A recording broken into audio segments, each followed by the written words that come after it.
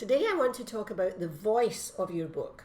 And what I mean by that is the language you use depending on your target reader. If you are writing a book for an academic or a technical audience, your language will have to be appropriate for that. If it's a business book, you have to adapt your language to suit a business reader. And if it's a personal book, then again, it has to be a different language. So 3 different approaches, 3 different types of language. So let me give you an example as to how that works. Let's say you're writing a book about arthritis and joint pain. If you are writing it for a medical audience, a technical audience, then you will use language, you will use jargon. You'll use technical language that will resonate with your audience. When you describe the cause of the problem, you'll use technical medical terms.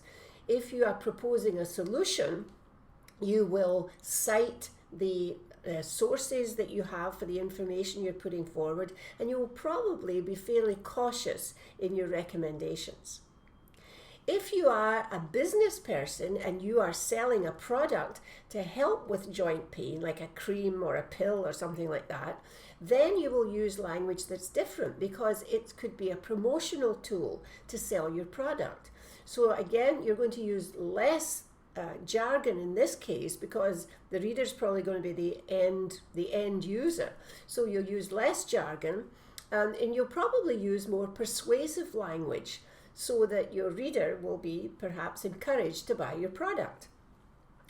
If your book is purely an informational piece to help people who suffer from joint pain, then it will have to be above all user-friendly. And that means no jargon at all. And your explanations, and particularly instructions, if you're asking people to do exercises, for example, it needs to be completely clear so that they're able to follow the instructions and do the exercises in the correct way. So same subject, same material, 3 different approaches for 3 target readers.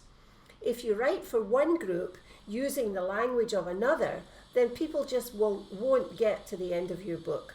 So make sure that the voice of your book is speaking to your target reader.